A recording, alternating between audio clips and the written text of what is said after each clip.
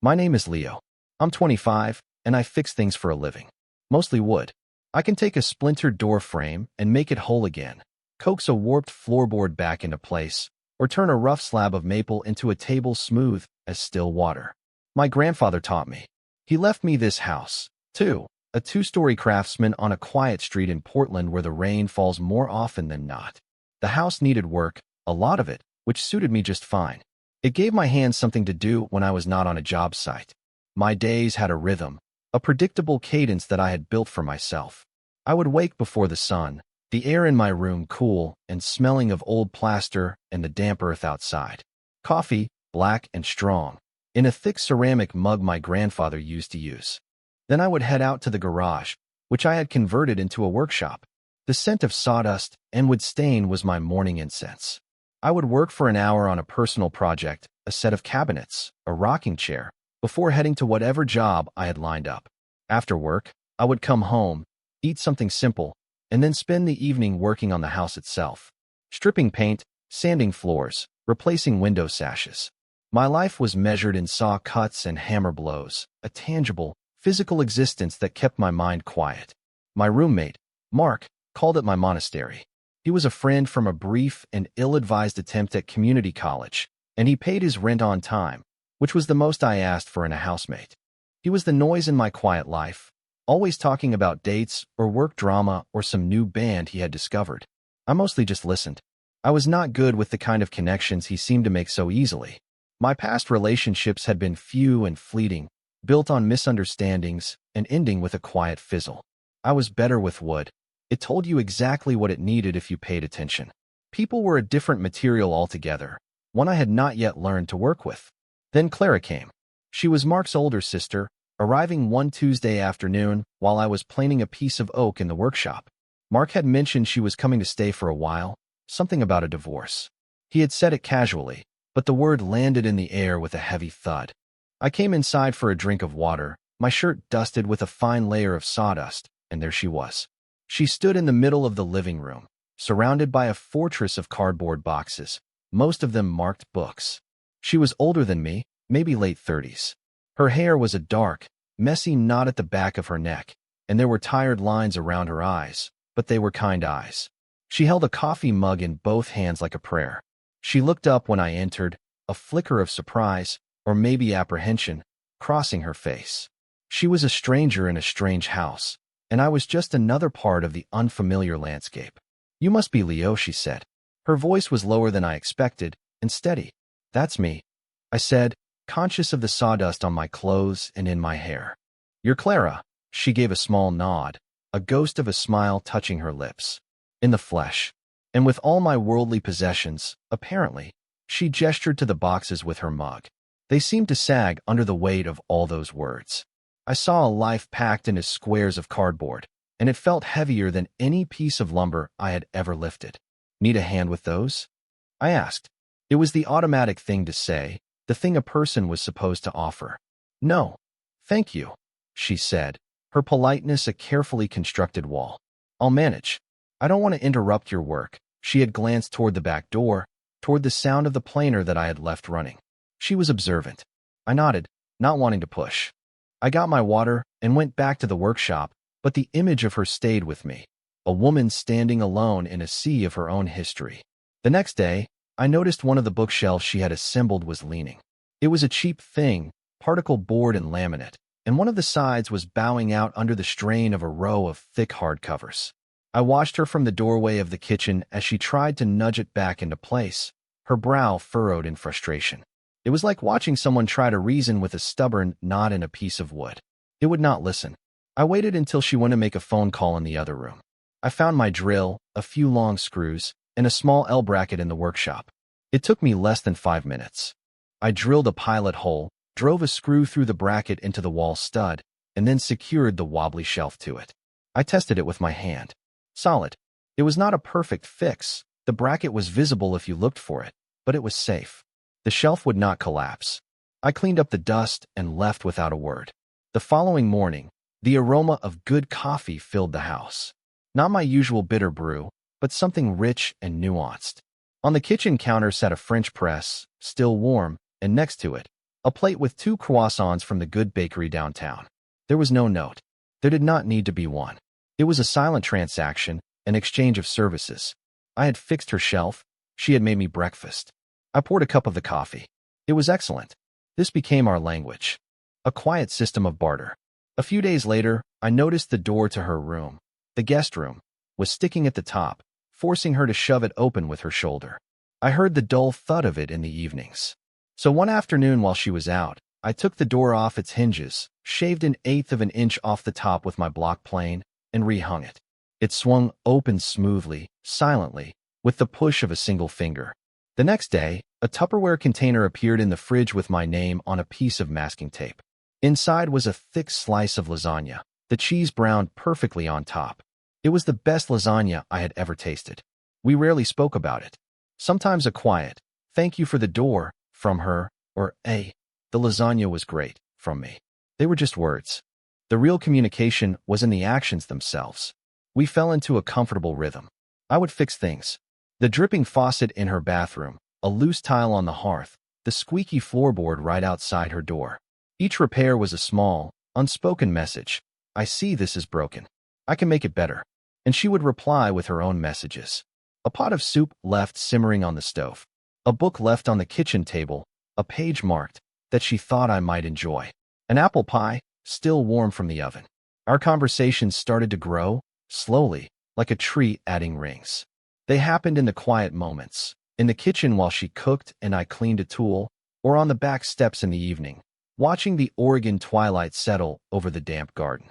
I learned she was a freelance book editor, that she had lived in a sterile high-rise apartment for 10 years, that she missed having a garden more than anything. She learned that I had never wanted to be anything other than what I was, that the smell of cedar was my favorite smell in the world, and that I was trying to rebuild my grandfather's garden from memory. She never talked about her ex-husband, and I never asked. It was a locked room in her past, and I did not have the key, nor did I feel it was my place to go looking for it. I just kept fixing the things I could see, the tangible problems right in front of me. I felt like I was rebuilding the house around her, making it a safer, sturdier place. A place where shelves did not collapse and doors did not stick. One Saturday, the ghost of her past decided to show up. I was in the garage, sanding the top of a coffee table I was building for a client, when I heard the car. It was a fancy European model, the kind that purred instead of rumbled, and it parked right behind my truck, blocking me in. A man got out. He was tall, dressed in expensive clothes that looked out of place on our cracked driveway. He had the easy confidence of a man who had never been told no in his life. He walked right up to the front door and knocked, a sharp, impatient rap. I turned off my sander. The sudden silence felt heavy. Through the open garage door, I could hear their voices from the living room. His was smooth, condescending. Hers was tight, controlled. I could not make out the words, but the tone was all wrong. It was the sound of a lock being forced. I wiped my hands on a rag, the scent of sawdust and sweat clinging to my skin, and walked toward the house. I did not go in. I just stood in the doorway between the kitchen and the living room, leaning against the frame. They both turned to look at me. Clara's face was pale, her hands clenched at her sides. The man, Richard, I assumed, looked me up and down with a dismissive glance, taking in my work jeans and sawdust-flecked t-shirt. "Can I help you?" he asked, his voice dripping with arrogance. He was speaking to me, but his eyes were on Clara, challenging her. I did not answer him. I looked at Clara. "Everything okay here?" I asked her. My voice was calm, level. It was the same voice I used when assessing a difficult piece of wood, looking for stress points and weaknesses. Richard scoffed. "We're having a private conversation." He took a step toward her. "Clara, darling, let's not make this more unpleasant than it needs to be. Just sign the papers." Clara did not look at the papers he was holding. She looked at me. I did not move, did not offer a threat. I just stood there, a solid, immovable object in the doorway. My presence was a question she could answer however she wanted. In that moment, I saw the carefully constructed walls she had built around herself begin to tremble. It was a vulnerability that was not weak, but powerful.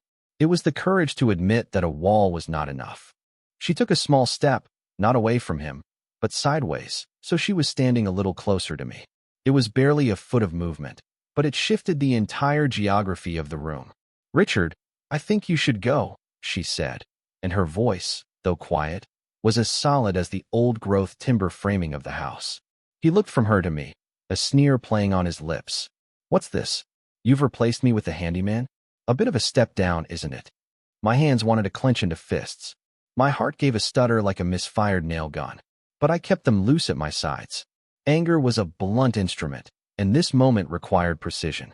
Clara did not flinch. She just held his gaze until he looked away first. Defeated not by a shout, but by a silence he could not fill, he threw the papers onto the coffee table and left, the slam of his expensive car door echoing down the quiet street. After he was gone, the silence he left behind was immense. Clara stood completely still for a long moment, her eyes closed.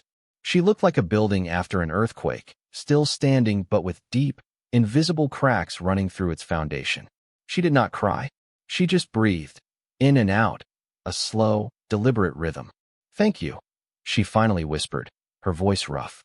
She opened her eyes and looked at me, and I saw the full extent of her exhaustion. It was more than just the confrontation. It was years of it. "I didn't do anything," I said, and it was true. I had just been there. "No," she said, a faint, sad smile on her lips. "You did.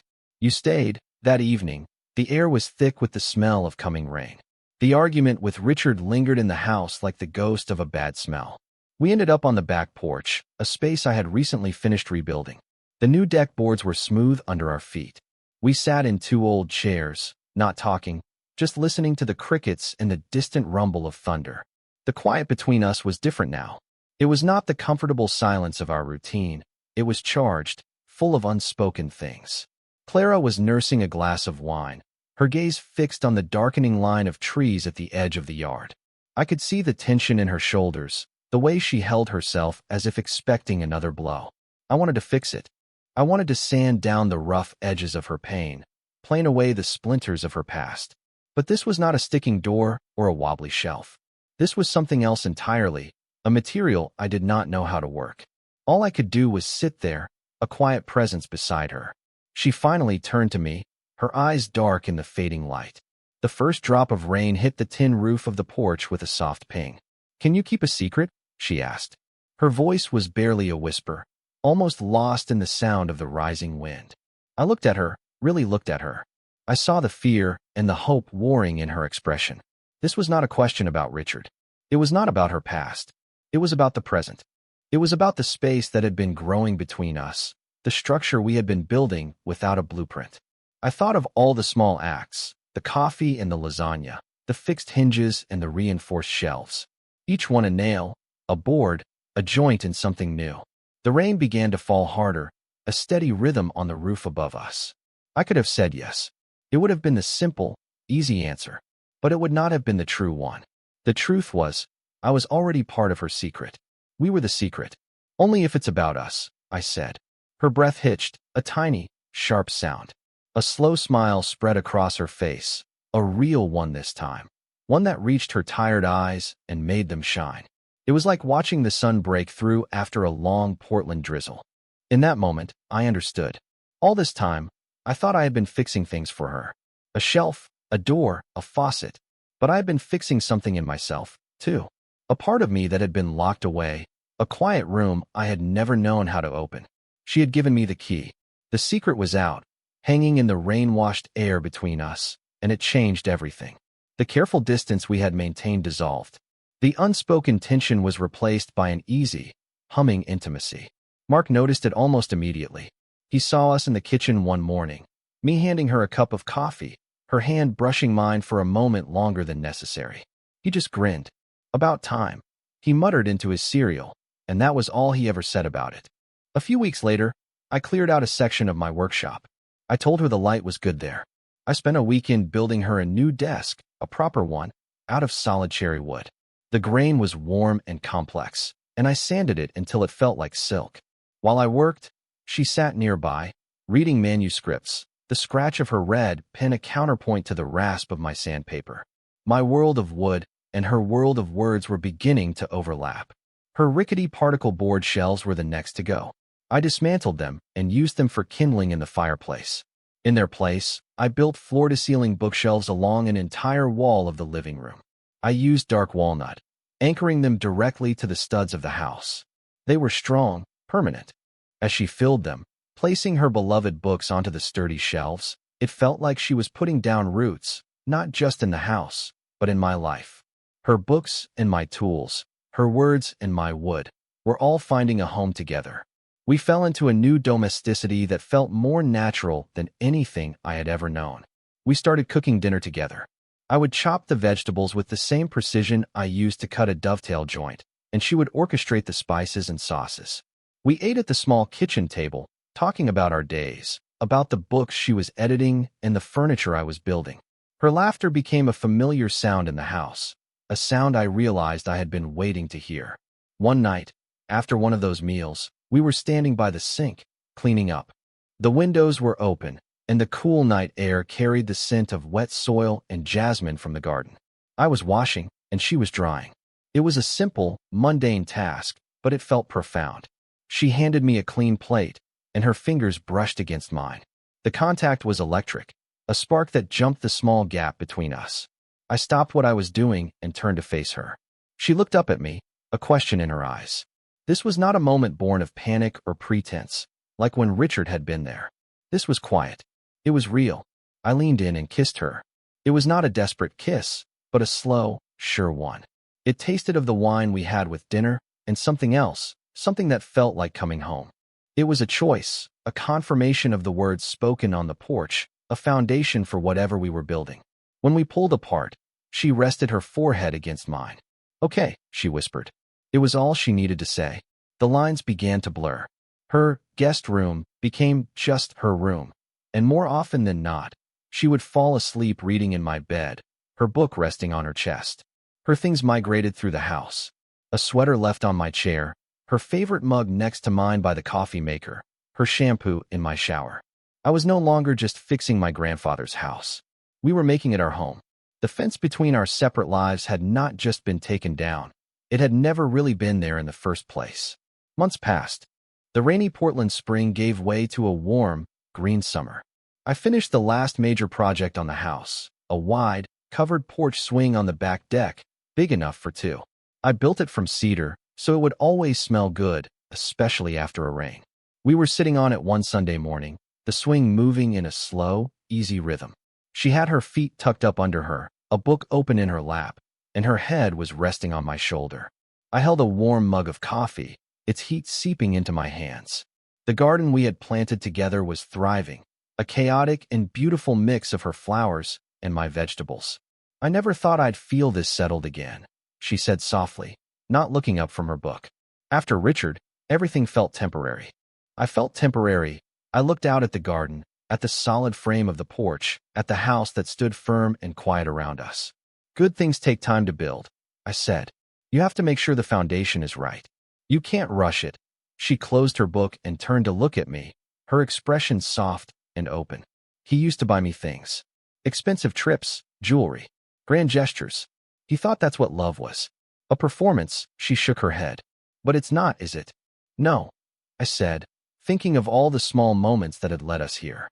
The shared silence, the pot of soup, the fixed door hinge. "I think love is this." She leaned in and kissed me, a soft, lingering kiss that felt as comfortable and true as the worn wood of the swing beneath us. "It's staying," she whispered against my lips. "It's showing up and staying when you don't have to." I wrapped my arm around her, pulling her closer. The sun was warm on our faces, the air smelled of damp earth and cedar, and the only sound was the gentle creak of the swing chains and the turning of a page in her book. The house was quiet whole, and so was I.